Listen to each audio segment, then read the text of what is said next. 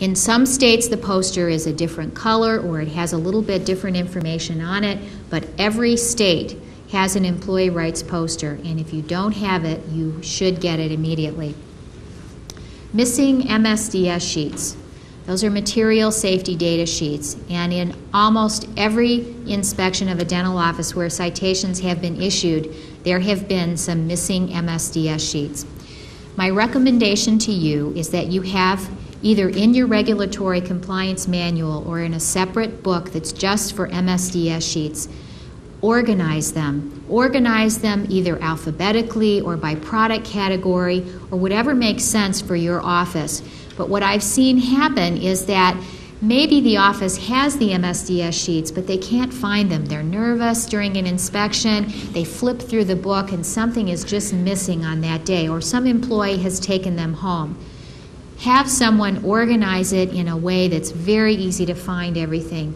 Maybe have a duplicate set so that if an employee wants to take them home to read, you have an extra set available so that there's always one on the premises. Third, very, very common violation is failure to train employees. And in a few minutes, we're going to talk about some of the fines that have been issued in dental offices, and you will see that the serious fines all relate to training and the next item, which is record keeping. Remember that OSHA is not in your office on a daily basis. They don't see how safe it is. They don't see you at work every day. So what they have to rely on is representations and record keeping. Do the employees understand what's required of them, and is there good documentation of what's required in your office? An example of how a citation might be issued for failure to train is the inspector asking an employee in an interview to find the MSDS sheet for a disinfectant solution. And if that employee can't find it and doesn't know what it is or what it looks like, OSHA will assume that the employee has not been trained, because all employees should be familiar with the MSDS sheets, the book, and understand what's there. Sometimes the inspector might ask some simple questions like, what is it that's hazardous about this disinfecting solution or this sterilizing solution, whatever it might be. And the employees are expected to at least have a basic understanding. If it splashes in my eyes will be burned, something like that. Record keeping. I'm sure you have all been told that the best defense in malpractice lawsuits is record keeping, and I can't stress enough how important record keeping is with OSHA as well. They will want to see records. They will want to see records that your employees have been trained. They will want to see records that you have gone through all the steps you need to go through to comply. Write it down. If you have any question about whether OSHA would be interested, write it down. Let's take a look at some of the citations that we have seen in dental offices. And let me just also mention to you that the ADA News does periodically have stories about OSHA inspections in dental offices. They also, from time to time, might have a story on the top 20 citations or the top 10 citations in dentistry. Save those. Make a copy of them. Put them in your regulatory compliance manual. Go through them with your employees so that you're sure you are prepared if the inspector is going to look for this. Also, let me just mention that it is very possible that the OSHA inspectors will have some sort of a checklist when they come into your office. In the American Dental Association, through local dentists at the regional and local level, are working with OSHA and will continue to do so on a permanent basis to make sure that if OSHA inspectors have a checklist, that it's very fair and reasonable, and that all of you have a chance to know what's on it. Dr. Doe. Hazard communication program organized improperly. Again, it's a record-keeping type of violation. $250 fine. Now, OSHA dropped this one entirely. Everything on this list, OSHA dropped. First aid kit not checked or labeled.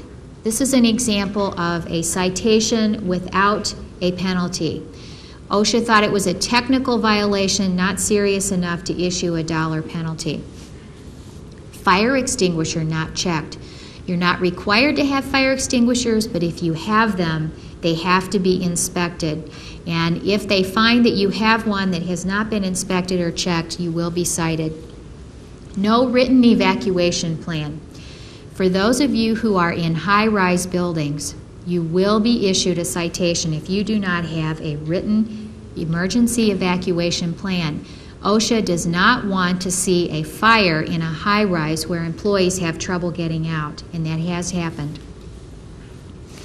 If you're in a small building, your office is a standalone, or maybe there are 2 or 3 offices, you don't necessarily have to have something in writing, but you should have a plan. If the inspector asks an employee, what do you do in an emergency, the employee should have an answer, and the answer should be the same for all of the employees. You might consider having your local fire department send you information or come in and do a little seminar for your office about emergencies and how to handle emergency evacuations. Oxygen cylinders not secure. These are the tanks that have oxygen that hopefully you keep inside of a closet or behind a wall somewhere. OSHA just wants to be sure that if you open the door, the cylinder tanks are not going to fall down and injure someone's foot or leg or something like that. So they want them to be chained up or held behind a bar in some way. Employees not trained to use a CPR device. What OSHA was talking about here, and again, let me remind you, all of these citations were dropped, but I think it's important that you understand what they were. Employees not trained to use CPR device is talking about the little pocket mouth-to-mouth resuscitation piece that allows CPR to be done without mouth-to-mouth contact. If anyone in your office is trained to do CPR, and then you need to have a pocket mask so that the CPR can be performed without mouth-to-mouth contact. If no one in your office is trained to do CPR, then a simple answer to the inspector is, well, we're not trained, so we don't do that here. No protective eyewear for the dentist, and inadequate eye wash station. Later on in this program, when you see the mock OSHA inspection, you will see the inspector look for an eye wash station. It's a very simple device that fits onto the faucet. If you don't have one, you don't necessarily have to have one. But what OSHA would say if they came in is that if you use chemicals in your office and there's a possibility that there could be a splash to the eyes, OSHA wants to see an eye wash station there and available so that employees can have a flush of water to both eyes. It's a very inexpensive device. When you see it in the mock OSHA inspection, if you don't have it, go out and buy one. Let's look at another set. These fines on this one are fairly low, fairly reasonable. And the next one, I think you will see the fines are a bit more serious. Same sink used to wash instruments and coffee cups, $300 fine. No protective eyewear for receptionists, $200. Now this one is ridiculous. And again, OSHA dropped all of these citations. They decided that they did not want to contest these citations with the dentist. Needles recapped, biohazard labels missing, no eye wash station. Again, that's a very common citation. A container of bleach was mislabeled. Again, this seems to be a fairly common type of citation also, where you might have an empty container of bleach. It's labeled bleach, but you have poured something else into it. Maybe X-ray fixer or developer, maybe water, maybe soap, something other than bleach, and there's no appropriate label on the container. MSDS sheets missing. Look at this big ticket item. Inadequate hazard communication training, $7,000. Again, training and record keeping are the two big ticket items that OSHA will cite you for. Inadequate infection control training, $8,000. Now, if you took those two citations alone off of this list, it wouldn't be a real serious issue. No OSHA poster, $100. No hazard or no labels for hazard communication program, no fine, just a citation. Before I conclude my portion of this program, I'd like to talk to you for a few minutes about buyer beware. Where there is a need, the entrepreneurs are there and ready to fill that need, and this is no exception. Since OSHA has become interested in the healthcare professions, the entrepreneurs have come out of the woodwork. They are ready to provide you with any and all services that you might ever wish to purchase. What kinds of services are available? In-office consultation services. There are consultants who will come in and give a fresh look to your office. They will walk through, they will look at your manuals, they will spend as much time with you as you would like them to for the right price. Sometimes it's $40 an hour, sometimes it's $80 an hour, $100 an hour, or sometimes it might be for a flat fee that you could negotiate ahead of time. There are manuals. Everyone has manuals to offer. The American Dental Association has an excellent manual that I would recommend you give serious consideration to if you don't have it already. Other companies also have manuals. Check the price. Make sure that you're getting what you need for your office. Check the contents. Videotapes. There are lots of companies out there with videotapes that have walkthrough inspections, training, all sorts of things. Seminars. Other information. The laundry services are abounding, wanting to offer you all sorts of laundry services, rental gowns, and other things. Buyer beware. Be careful.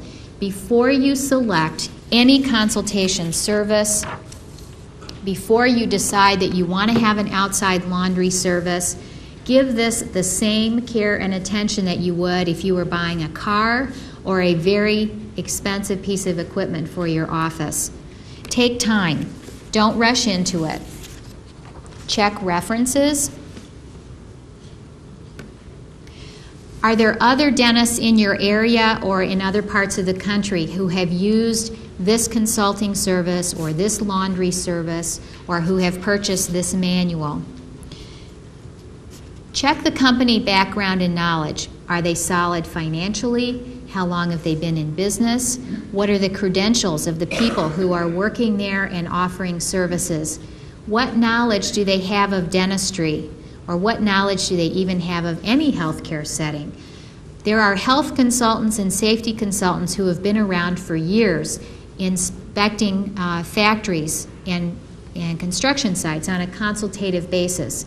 You want to be careful that you don't have someone come in who's going to go overboard and have you spend thousands of dollars bringing your office into compliance when you can do so with a few simple steps yourself. See if you can preview the program before you buy it. If it's a manual, could they send it to you for 30 days to let you take a look at it? The American Dental Association manual is wonderful. I participated in preparing it. Dr. Neidel and her staff participated in preparing it. We know that we can vouch for it. We can't vouch for other manuals that are out there. Some may be very good, others may be not so good. What will be the total cost? If you have a consultant come in, what's the maximum that you're willing to spend, and what's the maximum that it's worth it to you to spend, considering that the chances of OSHA ever coming to your office are very slim, and considering that you can do this yourself. Is there a contract? If there is, read it carefully, read the fine print, consider having your lawyer look at it before you sign it. And ask yourself, what will you receive for your money? Is it worth the money?